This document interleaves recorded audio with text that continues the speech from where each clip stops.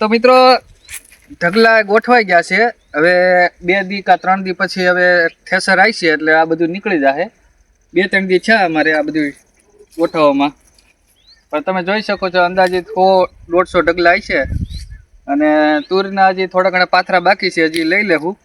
અને પછી આ જો તુરમાંથી અડધા કાલ તો લઈ લીધા, એ 40-50 ઢગલા તો ઈ છે. હજી થોડા ઘણા બાકી છે, એ લઈ લેવું. ને આ કોઈ ખૂણામાં છે એ હજી બાકી છે, એ લઈ લેવું. બાકી બધું થઈ ગયું છે. હવે ઠેસર ખાલી આવી જાય એટલે આ બધું કાઢી નાખી અને ઘેરે માંડવી આવી જાય. ઓકે, તો મળીએ આપણે નેક્સ્ટ વિડીયોમાં.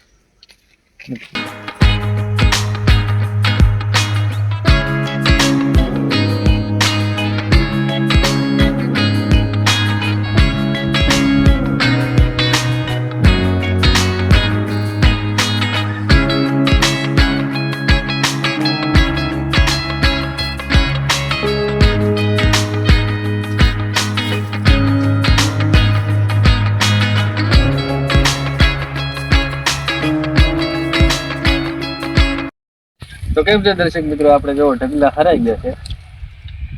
એમાં કોઈ બતાવો જોઈએ આ જે ઢગલા છે ચાલુ છે હારવાના. આજકાલમાં થેસર આવી જશે. અને હવે અહીંયા આટલા ભાગમાં ચણા વાવવાના છે અને આ તુર વાળા ભાગમાં પેલી બાજુ ઘઉં વાવવાના થાય.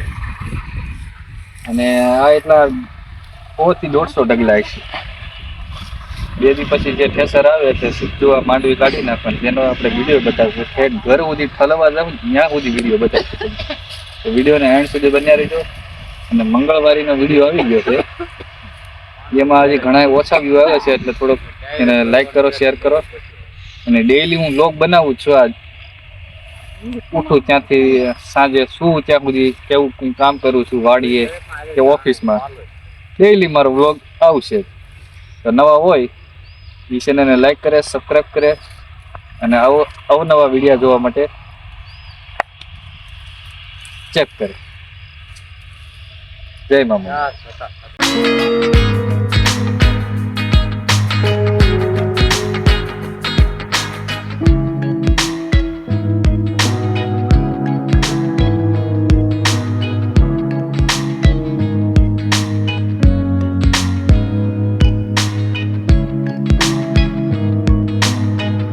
બોલ છે 100 કિલોની તો છે. હેમાંગભાઈ આ 100 કિલોની ગાંડી ઉપાડી રહ્યા છે. તો જોઈએ આપણે દર્શક મિત્રો કે હેમાંગભાઈ ઉપાડી શકે છે કે નહીં. ચાલો હેમાંગભાઈ, તું ચડાવવા દે. ચડાવવા લાગે ચડાવવા દે. એ માડી ના, એ ભગવાન, આ પાડા બોલ કરે છે. દર્શક મિત્રો, હેમાંગભાઈ ગાંડી ઉપાડી લીધી છે. હવે જોઈએ આપણે એન્ડ સુધી પૂગી શકે છે કે નહીં. કેમ કે કાલે ઠેસર આવવાનું છે એટલે હેમાંગભાઈ અગાઉ તૈયારી કરે, કસરત કરે છે. અને રોજ ઘેરે જઈને જીમ કરે છે. તો આપણે જોઈએ કે એ પૂગી શકે છે કે નહીં. થોડાક પગ ધ્રુજાય છે મિત્રો, પણ કાંઈ વાંધો નહીં. અને આવા અવનવા વિડીયો જોવા માટે અમારી ચેનલને લાઈક કરો, શેર કરો અને સબસ્ક્રાઈબ કરો.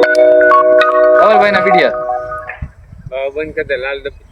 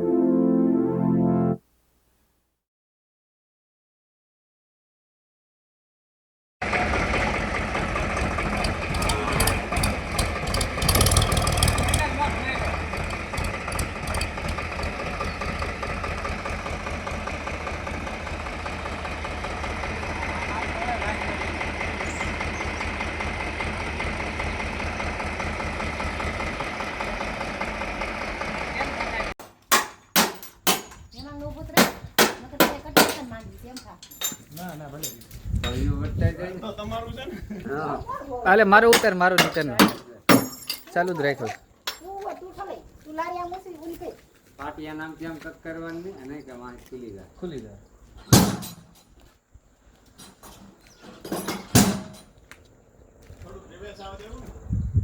નહીં રિવેસ ન થવા દેવું. આગળ લેવું પડશે તો આ તાર રીતે હાઈટ રિવેસ તો ઓલી દોરી નડશે. હાડીયા ઉપર